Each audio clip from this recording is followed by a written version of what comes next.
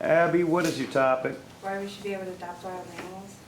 All right, and proceed. Have you guys ever found like an injured animal in the woods or something and helped it like nurse back to health or something? Well, I have. Me and my cousin one time we found this bird nest. The mother abandoned it and there's still 2 small birds in it. And we took care of the birds and nursed them back to health and they lived for a pretty long life. But my main reason for wanting to be able to adopt wild animals is to be able to help them get back to health, like nursing them back to health so that they live longer and they live a life and they prosper and everything and nothing goes extinct. Like I think the main thing we need to do with those though is like the endangered animals that need help. We need to be able to help them back to health and we need to not have them be injured in the woods or something. They need to not be poached or anything. I don't have anything against hunting or fishing, but we need to stop hunting the endangered animals and whatnot. We need to keep them alive. I know like some of them we use for medical purposes, and if we kill all of them, guess what? We're gonna lose them. We're gonna lose them for the medical purpose, and it's just gonna go down bad.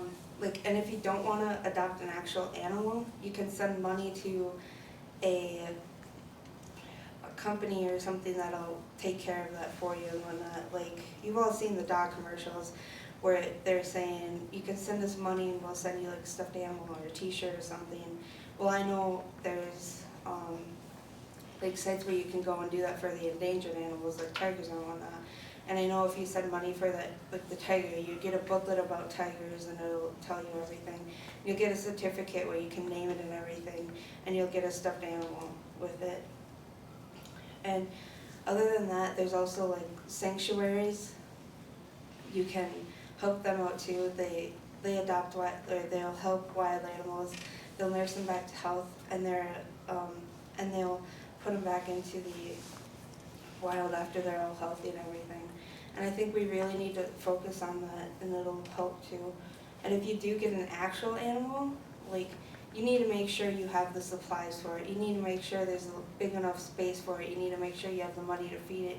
You need to make sure you have the equipment to take care of it and not just have it roam around and whatnot. And you need to make sure that it can't get out or something like that, because if it does, it could hurt people, but for the most part, they don't attack unless they feel threatened or something like that.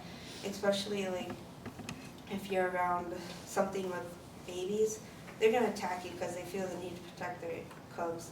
So if you like look at the actual things, they're not that dangerous as long as they don't feel threatened or something like that. You need to make sure they feel safe and protected instead of threatened. There's one thing I found really interesting while I was looking around. There's a thing where animals adopt other animals. I was reading about it, and it's a thing where other animals out in the wild help the other animals, like they adopt them into their family and keep them safe and everything. And I think that shows that they're not that bad, that they're not going to attack or anything, that they're not as dangerous as people think. They're not going to just attack you for anything. If they need help, they're going to let you help them as long as they feel safe. There's also a thing where I was watching, it's called Dr. K Exotic Animal, ER, and there's people who have found animals in the woods or something, they bring them to her and she helps them nurse back to health, or it's where they own the animals.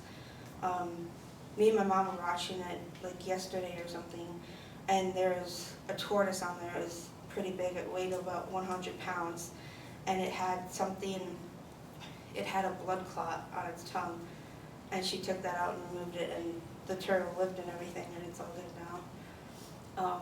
There's also like diseases out there that are affecting these animals. Like I read a thing on bats. They have this wing disease that's causing them to die, and that's why, like, if you notice this summer there's a lot more bugs, there's a lot more mosquitoes and whatnot. That's because the bats are dying because of that disease, and we need to help them nurse back to health.